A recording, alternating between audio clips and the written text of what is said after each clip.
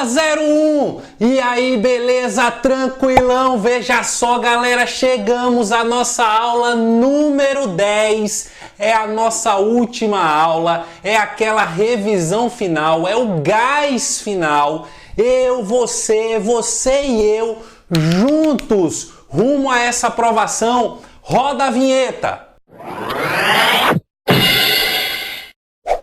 Galera, olha só, é um prazer imenso chegar até aqui e poder falar com você. Sabe por quê? Porque uma das coisas que me motiva enquanto professor é saber que existem pessoas, assim como você, que está interessada, está com sede de aprender e com vontade, principalmente de mudar a sua história, de mudar a sua realidade. Gente, eu preciso falar algumas coisas aqui porque eu estou assim transbordando de alegria com a repercussão que eu tenho vivido nos últimos dias desde que eu comecei com essa playlist. Primeira coisa que eu quero dizer para vocês é o seguinte, ó.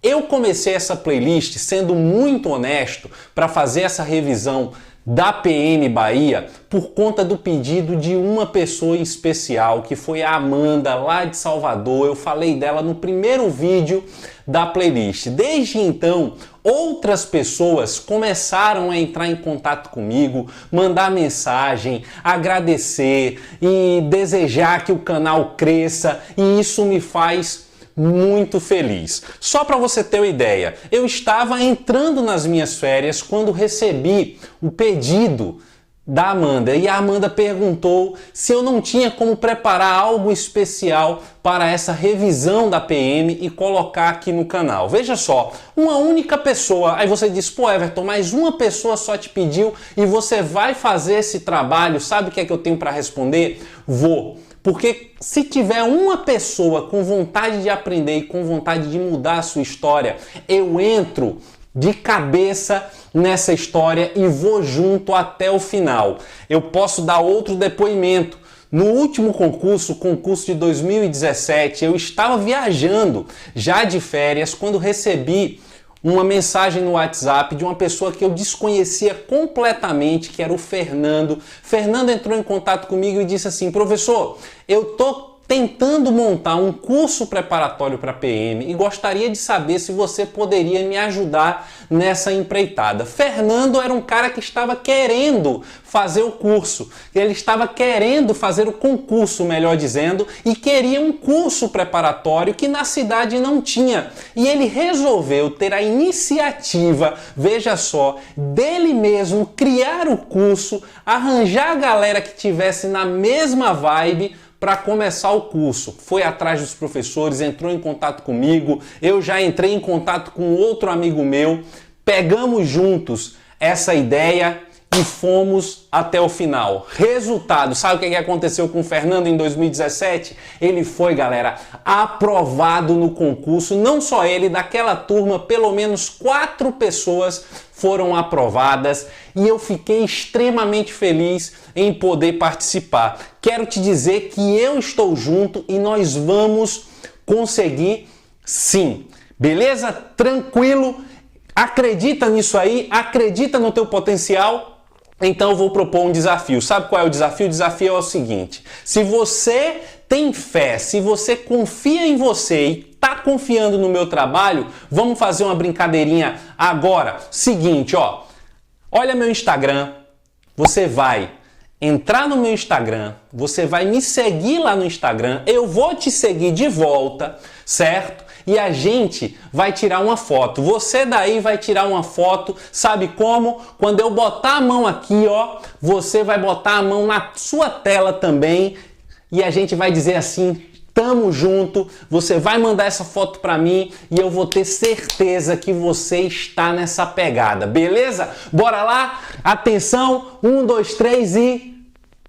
tamo junto! Vamos passar e vai dar tudo certo. Presta atenção, vamos seguir aqui nesse vídeo, te desafio aí até o final, galera, é o speed final, é aquela arrancada para a aprovação e hoje temos muitas coisas para falar. Vamos começar aqui a brincadeira, gente, eu tô no gás total. Olha só, gente, já presta atenção na mensagem que eu deixei aqui, ó. Já deu certo, tamo junto e agora a gente vai fazer o seguinte, nós vamos relembrar algumas coisas do edital, revisitando o edital. Preste atenção, o edital deste ano, ele trouxe 6 pontos específicos, tá? Eu resolvi ao longo da minha playlist acrescentar alguns conteúdos que são complementares para que você possa entender muito bem o que pode aparecer aqui e da forma como a banca ela vem a cobrar, tá? O primeiro vídeo, que foi o vídeo sobre território, o vídeo número 8, que eu falei de industrialização, não está especificamente, mas tem algumas coisas ali que são fundamentais, elementares, para que você possa compreender e ter uma ideia muito clara, certo? Do que o edital ele te cobra. Vamos começar aqui a revisitar ponto a ponto. Primeiro ponto do edital diz assim, relevo brasileiro. Eu fiz uma aula especial para vocês e o que é que você tem que lembrar acerca de relevo brasileiro? Você tem que lembrar duas coisas essenciais, tá? As classificações. Se você não assistiu, assiste a aula, tá? Classificações do relevo. Lembre-se que ao longo da história nós tivemos 3 professores que marcaram a classificação do relevo. Professor Haroldo de Azevedo, professor Aziz Absaber e o professor Jurandir Ross, tá? Os 2 primeiros, eles fizeram, respectivamente, nos anos 40 e nos anos 60, as suas classificações.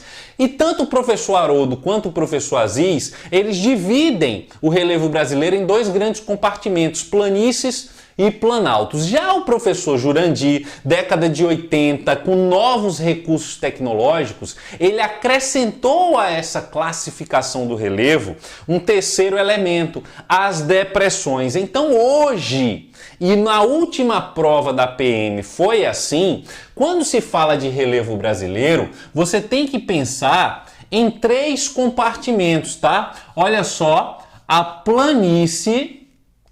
Você tem que pensar no planalto e você tem que pensar também, tá? Vou até botar aqui planalto para ficar mais fácil, porque senão estava igual a planície, né? Planície, planalto e você tem que pensar na depressão. Galera, olha só, se você pegar a questão e a questão trouxer esses 3 compartimentos, planície, planalto e depressão, você já sabe que essa classificação aqui, ó, é a classificação que se baseia no professor Jurandir Ross. Beleza? Tranquilo, sossegado, atenção para alguns detalhes importantes. A planície se caracteriza por ser uma área de deposição de sedimento. O planalto nós vamos ter maior atividade erosiva e a depressão é classificada como uma área mais rebaixada em torno do relevo e a depressão ela vai ter ali acima de 100 metros e menos de 500 metros de altitude. Lembre-se de outro ponto importante, a depressão no Brasil, só temos depressão relativa, nós não temos depressão absoluta. Beleza? Tranquilão? Olha aqui, segundo ponto, urbanização. Na urbanização do edital, ele traz pra gente, ó, alguns pontos específicos. Crescimento urbano, problemas estruturais e contingente populacional. Quando a gente fala de crescimento urbano, presta atenção a um detalhe fundamental. O Brasil hoje, ele possui, vou botar aqui pequenininho, ó, 84,3% da sua população vivendo em cidades, tá? O nosso processo de urbanização foi um processo extremamente acelerado. Até 1950, nós éramos majoritariamente rural. Na década de 70, nós tivemos a superação, a população urbana se tornou maior do que a rural. O nome disso é inversão populacional. Ocorre na década de 70. De lá para cá, nós estamos apenas aumentando, certo? Esse crescimento ele tem sido cada vez maior. O que caracteriza o crescimento urbano brasileiro? Um processo acelerado. Este processo acelerado em um curto espaço de tempo traz alguns problemas estruturais. Quais são os problemas estruturais? Vamos pensar aqui, ó, um deles, saneamento básico, tá? Saneamento básico. Outra questão importante, moradia. O Brasil ele tem um déficit enorme nesse quesito. Atenção para um detalhe, no caso da moradia, a moradia faz parte dos direitos constitucionais, entretanto, só se tornou um direito efetivo, explícito na nossa Constituição, dita como Constituição Cidadã de 1988, apenas em 2002.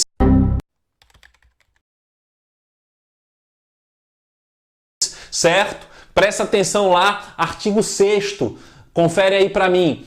Somente em 2002 a moradia se tornou um direito efetivo explícito lá em nossa Constituição. Isso aqui é parte de uma outra palavrinha que caracteriza a nossa urbanização. A nossa urbanização ela é acelerada e desordenada, tá bom? Acelerada e desordenada, contingente populacional, aí você vai pensar em algumas coisas específicas, né? Primeira coisa que eu já sei, a maior parte da nossa população é urbana, ok? Em todas as regiões, norte e nordeste, acima de 70% de população urbana, região sul, centro-oeste, acima de 80%, e região sudeste é aquela que vai concentrar o maior contingente, acima de 90% de população urbana. Beleza? Tranquilo, sossegado? Outra coisa, quando a gente fala de população brasileira, a gente tem que lembrar que o nosso país é o 5º país mais populoso do mundo. Outra coisa que eu preciso lembrar, a Bahia, que falaremos já já, a Bahia é o 4º estado também mais populoso. Outro ponto importante, as cidades brasileiras, principalmente as capitais, vão concentrar um número enorme de pessoas. Terceiro ponto importante aqui, quando a gente fala de contingente populacional, nesse aspecto, presta atenção. Quais são as cidades que mais crescem no Brasil? São as chamadas cidades médias. Quais são as cidades médias? Entre 100 e 500 mil habitantes. São elas que recebem o maior contingente populacional. Beleza? Tranquilo? Vamos continuar aí nessa pegada? Não perde tempo não, velho. E aí, como é que tá? Tá na pressão, não tá na pressão? Eu tô no ritmo alucinante aqui, que é para você gabaritar essa prova e depois mandar aquela mensagem: professor Geografia tava no papo e eu vou ficar louco, alucinado. Beleza, galera? Olha aqui, ó. Terceiro ponto, tipos de fontes energéticas. Essa foi a nossa aula número 9. A última aula foi sobre isso e tem alguns pontos importantes, né? Primeira coisa a se destacar, olha o que o edital ele está especificando, beleza, galera? Olha só, eólica, hidráulica, biomassa, solar e maremotriz. Significa o que, gente? Essas fontes energéticas destacadas no edital são todas, olha só, renováveis, tá? Atenção nesse detalhe aí. O fato de ser renovável não significa dizer obrigatoriamente que não causam impactos, beleza? Mas todas elas são renováveis. A primeira de todas que aparece aí é A eólica, a energia proveniente dos ventos. E o que você precisa destacar? Você precisa entender o seguinte, olha, qual é a região que tem o maior potencial de geração de energia eólica e que hoje tem a maior quantidade de parques eólicos. Sabe que região é essa, galera? Olha só, adivinha qual é? É a região Nordeste. A região Nordeste tem o maior potencial. Por quê? Para gerar energia eólica, eu preciso ter ventos constantes acima de 7 metros por segundo de velocidade. E aqui no Nordeste, principalmente no litoral norte, certo? Que pega ali Ceará, Rio Grande do Norte, aí vai descendo aqui, ó, para o litoral oriental do Rio Grande do Norte, Paraíba e Pernambuco. Essa turma aí produz numa quantidade incrível. A Bahia não fica atrás, tá? A Bahia não fica atrás. A Bahia, só para vocês terem uma ideia, possui hoje 88 parques eólicos. Atenção para esse detalhe aqui. A geração de energia hidráulica proveniente da água. Falou de energia hidráulica, a gente já pensa no Brasil em quê? Em usinas hidrelétricas. Aqui no Nordeste, aqui na Bahia, nós temos a predominância do que? Da Companhia Hidrelétrica do São Francisco. Temos duas grandes usinas instaladas aqui na Bahia, né? Sobradinho e Paulo Afonso. Paulo Afonso, que foi construída lá na década de 50, Sobradinho na década de 80, e que elas trouxeram para a gente uma grande capacidade de melhorar ainda mais a nossa autonomia energética. Fora isso, você pensa na usina hidrelétrica de Itaipu, que fica lá na bacia do Rio Paraná, certo? A hidrelétrica de Itaipu é binacional. Recentemente nós tivemos a polêmica da construção da usina de Belo Monte. Atenção para isso aí, a usina de Belo Monte, na Volta Grande do Xingu, região norte, zona amazônica. Tranquilão? Vem aqui, gente, ó, biomassa. Quando a gente fala de biomassa, você tem que pensar o quê, ó? Você tem que pensar em alguma coisa que seja vivo. Olha só, biomassa, de algo que já esteve vivo ali em algum instante. No caso do Brasil especificamente, a gente pensa aqui, ó, pensa na cana, pensa no etanol. Isso aqui, ó, domina o Nordeste. O Nordeste, ele é extremamente produtivo nesse aspecto. O estado de São Paulo é muito forte, mas o Nordeste é igualmente forte. O que eu penso aqui na nossa biomassa? Por que ela é interessante? Ela é renovável, ela tem um custo baixo de produção. Traz problemas? Sim, é uma monocultura. A cultura da cana, proveniente de grandes latifúndios, isso aí está associado a problemas sociais de concentração de terra, isso pode gerar conflitos, mas atenção para isso aqui, ó. Energia solar. Falou de energia solar, atenção, vou até colocar com uma cor diferente, pode aparecer na sua prova como fotovoltaica, certo? Fotovoltaica. Atenção para isso aqui, ó.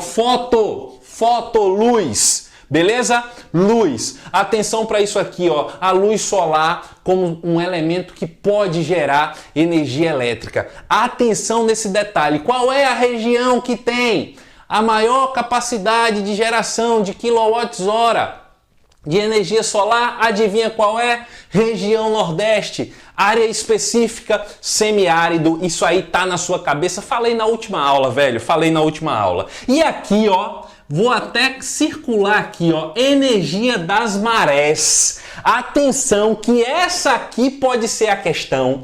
E essa aqui pode ser a casquinha de banana que muita gente não vai conseguir pensar. O que é a energia das marés? Você aproveita a subida da maré, você aproveita esse vai e vem das marés para fazer movimentar os indutores, as turbinas que vão gerar energia. E atenção, isso aqui não é algo novo na história não. Desde o século XI na França, os franceses já utilizavam isso aí para movimentar Moinhos, aqui no Brasil nós temos 2 estados que se destacam, tá? Eu tenho aqui, ó, o Maranhão, que se destaca, e eu tenho o Amapá. Atenção para isso aí, são os 2 estados que mais produzem e aproveitam energia através das marés. Beleza? Tá no speed? Eu não quero ver preguiça, desculpinha, ai, tô cansado. Tá cansado o quê, velho? Tá cansado 01? Tá cansadinha 01? Presta atenção aqui, ó. Ponto 4, problemas ambientais. Aqui a gente vai parar, dar aquela respirada e avaliar com calma, tá? Primeira coisa que eu vou avaliar é o seguinte, olha como é que está escrito no edital, problemas ambientais. Cara, isso aqui é extremamente genérico, tá? Muito genérico. Por quê? Porque ele não especifica um tipo de problema ambiental específico para a gente destacar. E aí quando a gente pensa em problemas ambientais, pode ser desde problemas atmosféricos, e aí você sabe que se for problema atmosférico, problema ambiental atmosférico, geralmente ele está associado às mudanças climáticas e ele está associado à emissão de gases poluentes na atmosfera. Quando se fala de emissão de gases poluentes na atmosfera, você pensa que tem uma associação direta com a queima de combustíveis fósseis, principalmente, certo? E a outros gases que a gente lança pela queima de outros combustíveis. O etanol, por exemplo. O etanol, apesar de ser renovável, quando queimado ele gera poluentes. Beleza? Atenção para esse detalhe. Outro ponto que a gente pode pensar é pensar em problemas ambientais urbanos. Quando a gente fala de problemas ambientais urbanos, nós temos obrigatoriamente que lembrar de alguns que são específicos, tá bom? Por exemplo, as ilhas de calor. Olha essa imagem aí. Se aparece uma questãozinha sobre ilha de calor, vai aparecer exatamente essa imagem aí, que é o que? Eu tenho a cidade, né? E aí você percebe que à medida que eu olho para as laterais da cidade eu tenho casinhas, depois eu tenho uma área verde e olha essa linha aí. Tá vendo que da área verde a linha está mais embaixo. Quando vai chegando na cidade a temperatura ela sobe. Beleza? O que é que isso significa? Volta para cá. Isso significa exatamente o quê? Que na cidade, geralmente a temperatura é elevada. Papai, é calor demais, eu tô aqui, ó, suando, não tem ar-condicionado que dê jeito, certo? Não sei se é porque eu tô no speed, se eu tô na loucura aqui junto com você, mas o calor na cidade geralmente é maior. Por quê? Por conta das edificações, por conta da impermeabilização do solo, pela retirada da cobertura vegetal. Isso faz com que o calor, né, essa energia, essa temperatura, ela se acumule muito mais na cidade. E na medida que eu me afasto, que eu vou para as periferias, para a zona rural, essa temperatura diminui. Outro problema ambiental que pode aparecer as chuvas ácidas. As chuvas ácidas, elas estão relacionadas diretamente a ambientes urbanos e industriais, principalmente grandes cidades e cidades que têm uma concentração muito grande de indústrias, onde a queima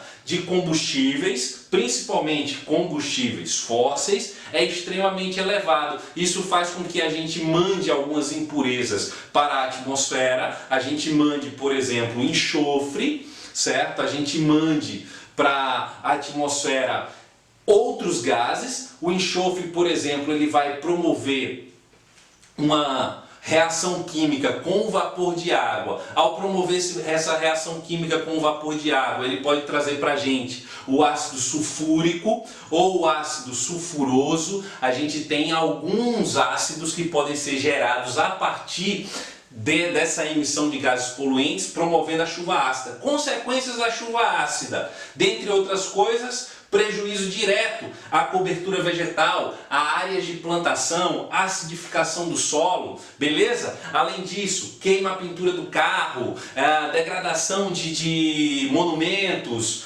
degrada a pintura, essas coisas aí que são clássicas de questões relacionadas à chuva ácida. Um outro problema ambiental que pode estar associado aqui, ó, também à urbanização, à questão urbana, é a própria produção de lixo. você tem que lembrar que a produção de lixo também gera um problema ambiental ou vários problemas ambientais. Contaminação do solo, contaminação dos lençóis freáticos. Esse lixo, quando ele começa a se decompor, ele pode produzir metano, e o metano diretamente para a atmosfera ele é muito nocivo. Geralmente esse lixo ele gera problemas quando ele não é descartado de forma adequada, certo? Quando é que ele não é descartado de forma adequada? Quando ele é descartado em lixões, não em aterro sanitário. Atenção, aterro sanitário é um local controlado, beleza? Isso aí é um panorama que nós podemos analisar em relação a essa questão dos problemas ambientais. E aí você fica atento e leia a questão com calma, tá? Vem cá, 01, não para não, ó, ponto 5, olha aqui no ponto 5 do edital, clima. O que traz aí o edital pra gente? Olha só, atenção, pressão atmosférica, umidade e temperatura. Atenção para isso aqui, galera. Eu fiz uma aula completa sobre clima, tá? Olha aí na playlist essa aula. Se você não viu, tá perdendo, com certeza tá perdendo. Mas antes da gente começar, deixa eu te pedir e lembrar de fazer aquelas coisas que é sempre importante, né? Deixa aí seu like, tá? Se inscreve no canal, me ajuda aí a fazer esse canal bombar, a crescer. Deixa o comentário, fala o que é que você tá achando aí.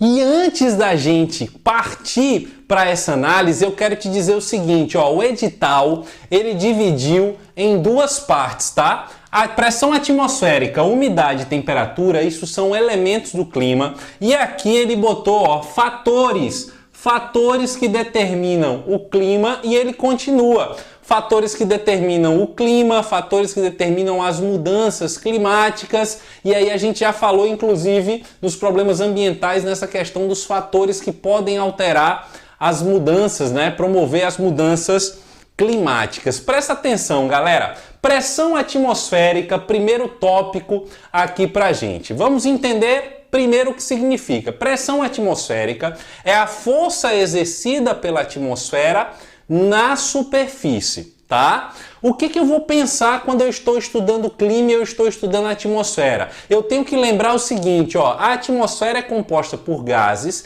a atmosfera é dividida em várias camadas. A camada em que nós vamos perceber os fenômenos climáticos ocorre na troposfera, que é essa camada mais próxima da superfície, é a camada onde nós estamos nesse exato momento, né? Nós estamos na troposfera. Quanto mais próximo do nível do mar eu estou, maior é a pressão atmosférica, tá massa? Na medida em que eu subo, a pressão atmosférica ela tende a diminuir. Outra relação importante com a pressão atmosférica eu posso tratar na circulação dos ventos, beleza? Nas áreas em que eu tenho a atmosfera mais fria, geralmente essa pressão ela tende a ser maior. Na área onde eu tenho a temperatura mais elevada, o ar atmosférico ele está mais elevado em termos de temperatura, essa pressão atmosférica superficial tende a diminuir, porque o ar quente ele sobe e o ar frio ele desce. Então quando o ar frio desce, ele pressiona mais a superfície, quando o ar quente sobe, ele diminui a pressão que ele exerce sobre a superfície. E aí o que eu posso pensar? Eu posso pensar o seguinte, na circulação dos ventos. Os ventos sempre circulam da mais alta para a mais baixa pressão, tá massa? Olha só, umidade. A umidade, que é esse ponto aqui, a umidade vai trazer pra gente uma análise. Qual é a análise? A umidade é a quantidade de vapor de água que eu tenho na atmosfera. Geralmente ela é dada pra gente como umidade relativa, um percentual, certo? Quanto maior for o percentual, significa dizer que eu tenho uma maior quantidade de umidade na atmosfera. Quanto maior for a concentração de umidade na atmosfera, quanto maior for esse percentual, a possibilidade, a probabilidade de chuvas é maior. Se um clima ele tem umidade relativa alta, significa dizer que neste clima eu verifico uma quantidade de chuvas maior também, beleza? A temperatura, no caso do nosso país, a convenção se dá através de uma unidade que é grau Celsius, atenção para isso aí também. Quando a gente fala de temperatura, geralmente o dado que chega para a gente é a temperatura média, ok? Lembre-se que o Brasil ele está inserido na zona intertropical. Tá lembrado da primeira aula que eu falei sobre território brasileiro? E aí teve até gente que comentou assim, pô, mas não tá no edital o território brasileiro. Mas como é que eu vou entender a caracterização do clima? Como é que eu vou entender a temperatura média do meu país? Como é que eu vou entender alguns aspectos relacionados aos próprios fatores climáticos se eu não consigo compreender o território brasileiro? O território brasileiro ele vai estar inserido predominantemente na zona intertropical. Isso significa dizer que as nossas temperaturas elas são mais elevadas. E os fatores? O que são os fatores? São as estruturas naturais, são os elementos da natureza, as condições naturais que podem influenciar diretamente na caracterização do clima. Exemplo, latitude. Latitude. O Brasil ele fica ali, ó, aproximadamente da latitude 3 norte e vai até aproximadamente a latitude 27, 28 sul. Atenção para esse detalhe. Por que eu preciso me ligar nisso? O Brasil ele é muito extenso no sentido norte-sul. Esse detalhe faz com que, quanto mais um país ele é extenso no sentido norte-sul, maior é a variação de temperaturas, de faixas de iluminação, principalmente, e mudanças de clima. Nós temos climas tropicais, são 3 climas tropicais predominantes, né? Ou 4 climas tropicais, vou colocar aqui os 4, tá?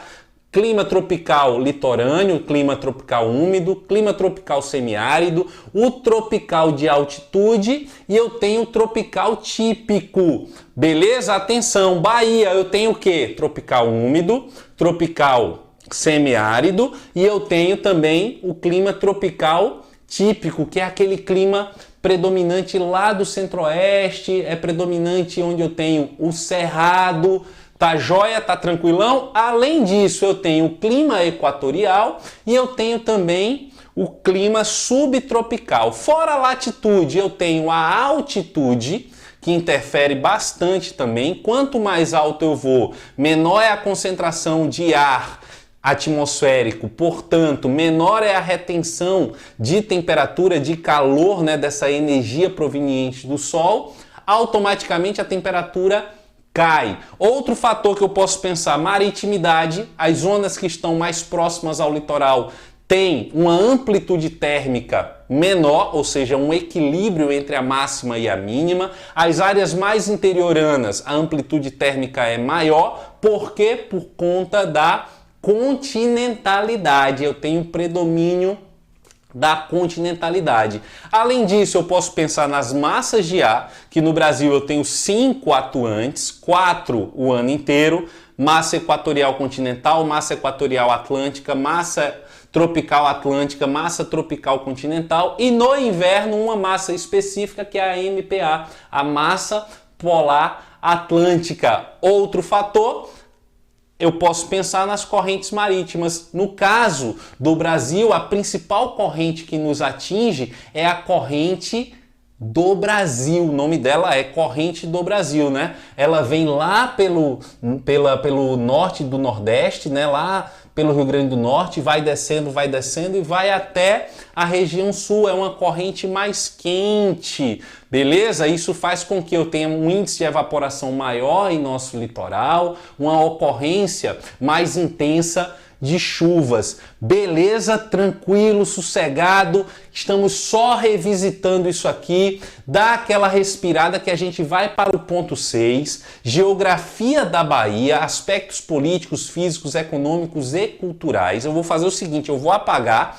o quadro e vou montar aqui um esqueminha top das galáxias para você. Beleza? Chegamos ao final. Vamos aqui para o último instante dessa nossa revisão. Meu coração já está aqui apertadinho, mas muito feliz porque você me acompanhou desde o início. Quem chegou agora, dá aquele gás, faz a maratona aí das aulas que eu tenho certeza que eu vou te ajudar muito e é o que eu mais quero nesse instante. Vou me afastar aqui, ó, esse quadro bacana de Bahia, faz um print aí, pega as informações e vamos começar a destrinchar aqui alguns detalhes fundamentais para você, tá? Atenção, atenção. Coloquei aqui, ó, Bahia, panorama geral, informações atuais, tá? Eu tive o cuidado de buscar as informações mais atualizadas para você,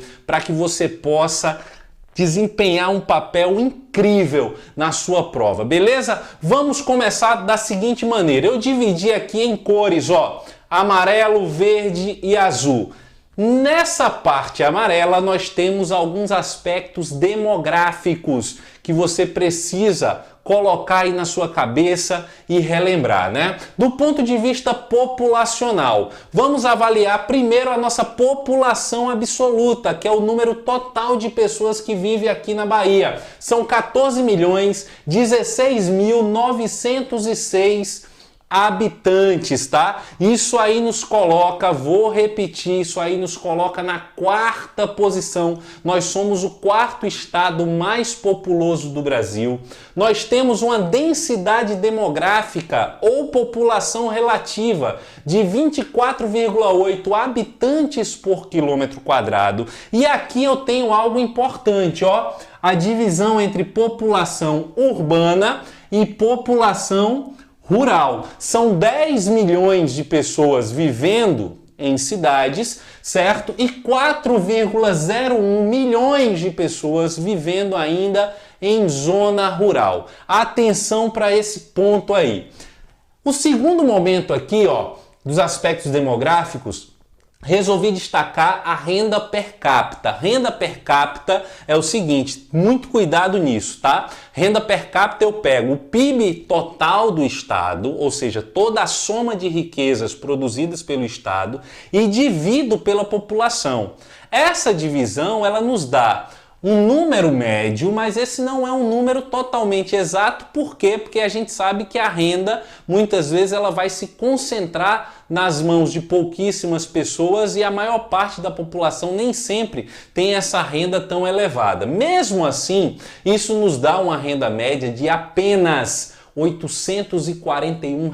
Galera, isso aí já nos faz refletir o quê? Nós vivemos num estado em que a renda é extremamente apertada, isso aqui é inferior ao salário mínimo. Tanto é que nós ocupamos, ó, a 23ª posição dentre todas as unidades federativas. Nós fazemos parte efetivamente em termos de renda de um estado pobre do Brasil. Afinal de contas, nós somos um estado nordestino. O Nordeste e o Norte, infelizmente, são as duas regiões mais pobres do país. Aqui eu tenho um outro dado importante.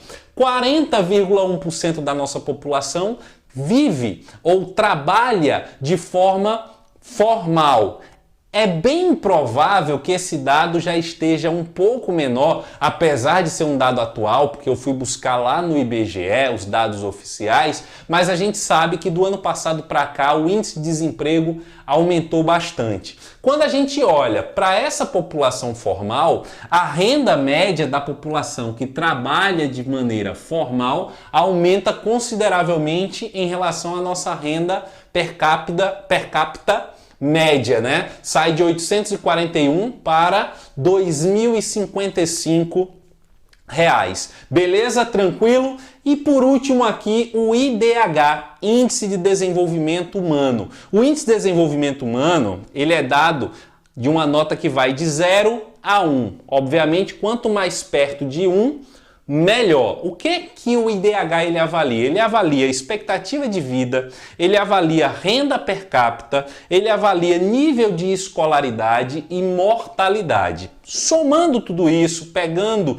todos esses dados, nós temos um IDH de 0,660. Isso aí nos coloca numa posição muito atrás também. Nós ocupamos a 22ª posição no Brasil em termos de índice de desenvolvimento humano. Isso significa dizer que o nosso país, o nosso estado, ele tem uma dificuldade muito grande em termos de desenvolvimento social. Esse aspecto social precisa ser levado em consideração. Tá massa? Tranquilo? Posso continuar? Olha só, vem cá, ó, território.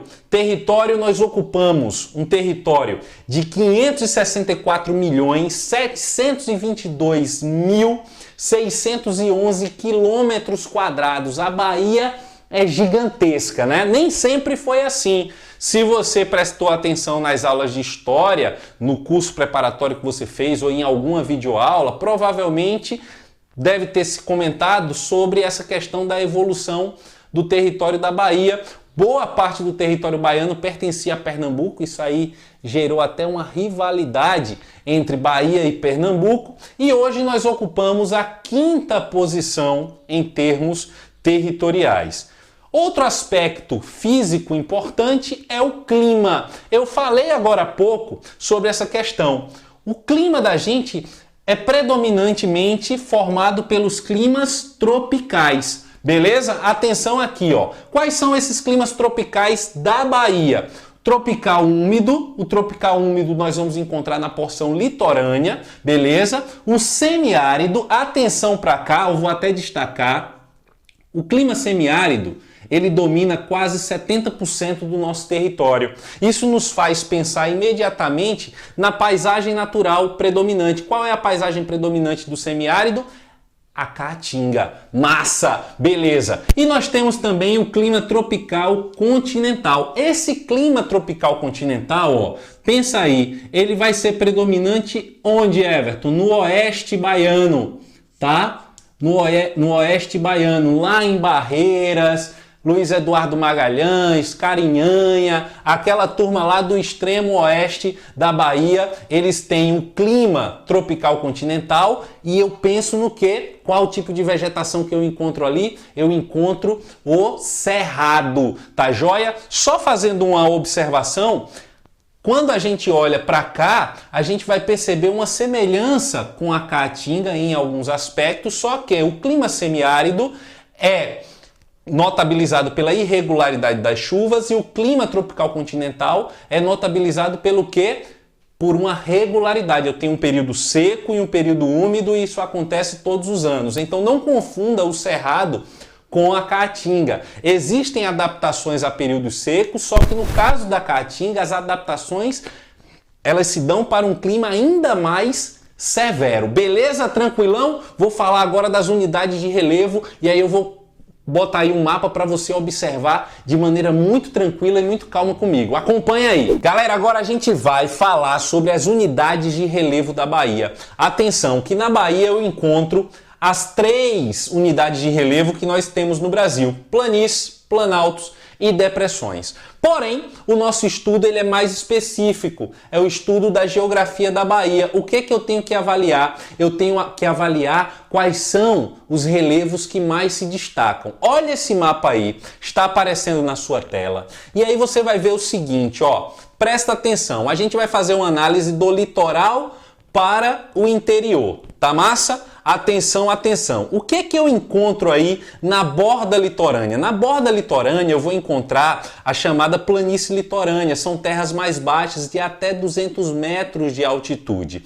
Depois que eu saio da borda litorânea, eu começo a entrar no interior, eu tenho logo de encontro o rebordo de planalto. O que seria isso? Eu posso chamar de tabuleiros também, tá? É uma área onde fica entre a planície costeira e os planaltos propriamente ditos, como a gente já estudou. Quando eu vou mais para o interior, a região dos planaltos, onde eu vou encontrar a Chapada Diamantina, onde eu vou encontrar a Serra Geral, onde eu encontro a Serra do Espinhaço, tudo isso daí vai ser formado pelo planalto. A gente tem alguns destaques. Olha o destaque que está aí, ó. Planalto Sul Baiano, eu vou encontrar o Planalto do Espinhaço, o Planalto Ocidental e também o P de Plano. O P de Plano é uma área mais rebaixada que eu vou encontrar na zona litorânea. Costumeiramente, o P de Plano ele pode ser chamado também de depressão sertaneja. Além do mais, eu vou ter a área por onde eu tenho o curso do Rio São Francisco, que eu vou chamar de Depressão São Franciscana. Olha só, lê aí, área de relevo mais baixo que abriga em sua parte mais baixa o leito do Rio São Francisco. Beleza? Atenção para esse detalhe, corta para cá e aí você não pode esquecer de alguns desses pontos que eu coloquei. Tranquilão, sossegado, atenção, atenção que agora, galera, é a parte final, a gente vai falar de economia. Eu coloquei aqui alguns destaques, beleza? Quais foram os destaques? O agronegócio, a indústria e o setor terciário. O setor terciário, em geral, no Brasil e na Bahia também, é o setor que abriga a maior quantidade de pessoas trabalhando. Tá massa? Olha só, quando eu falo do agronegócio, o que eu preciso destacar aqui no agronegócio em se tratando de Bahia? Eu vou destacar 3 pontos importantes. O extremo oeste da Bahia. O extremo oeste da Bahia tem se tornado uma grande fronteira agrícola, principalmente de grãos, soja e milho. O extremo oeste da Bahia faz parte do que a gente vai chamar de região do Matopiba, Maranhão, Tocantins, Piauí e Bahia é uma nova fronteira agrícola do agronegócio, agroexportador, mais especificamente, que trabalha com grãos, soja, milho. Atenção para isso aqui. O outro ponto aqui do agronegócio que a gente pode destacar está lá no norte da Bahia, né? No extremo norte da Bahia, naquela região ali que hoje a gente chama inclusive de Rede Integrada de Desenvolvimento, que envolve Juazeiro e Petrolina em Pernambuco. Aquela área ali é uma área da fruticultura irrigada, na verdade é a área de maior produção e exportação de frutas irrigadas do Brasil e também da América Latina. Muita atenção nesse ponto aí. O que é que se destaca ali? Se destaca uma agricultura extremamente intensiva, de grande capacidade produtiva, inserida no semiárido.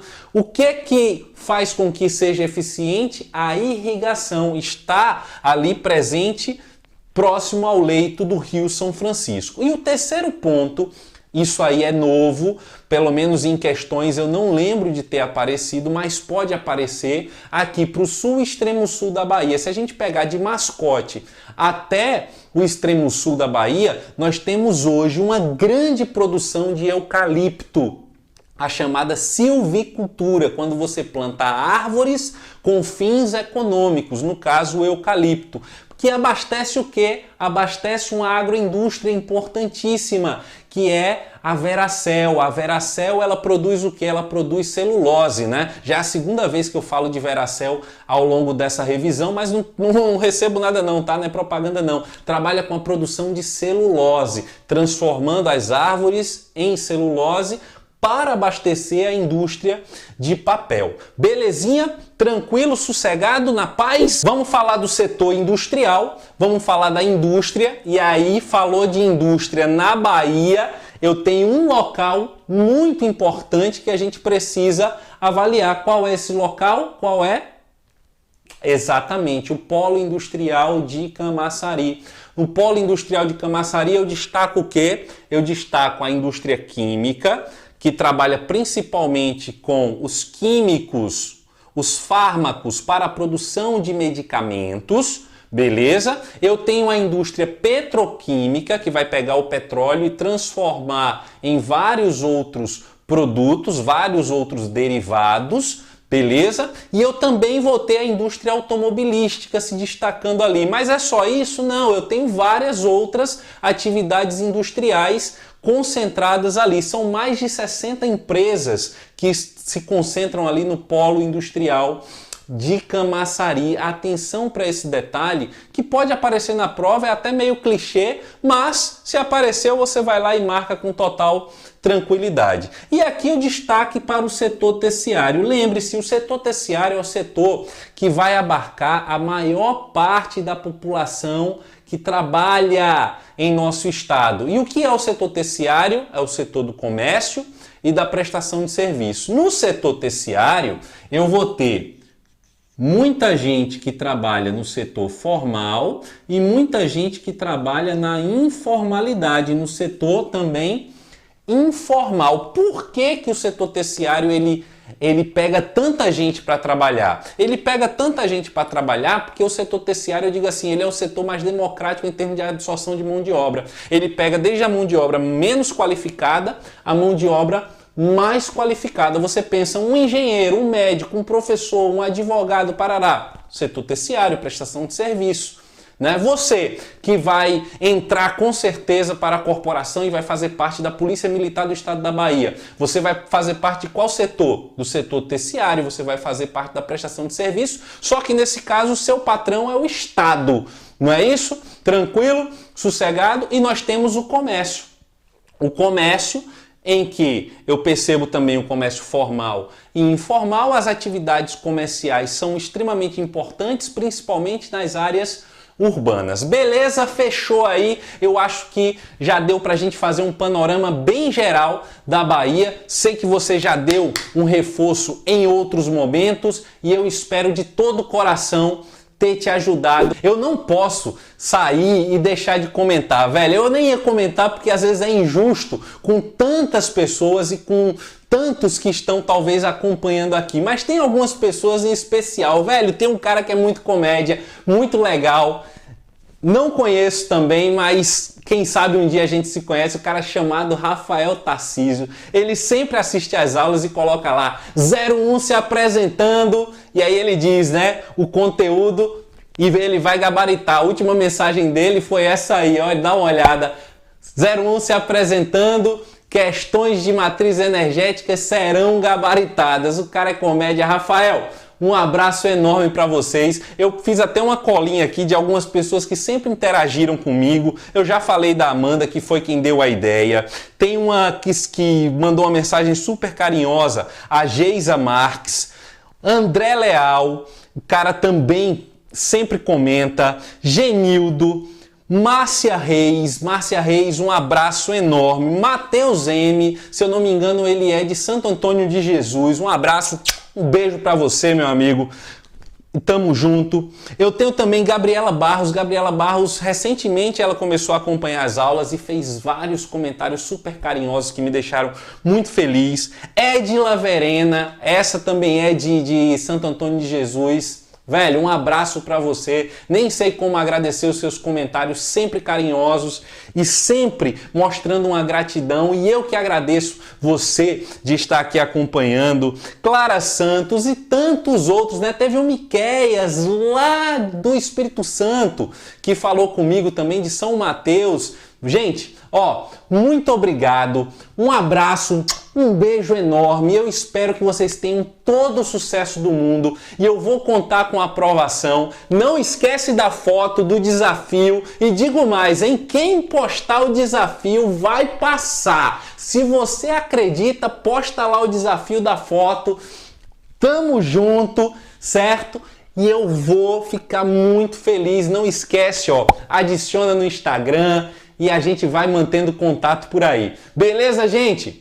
Sucesso, vai dar tudo certo. Aliás, já deu.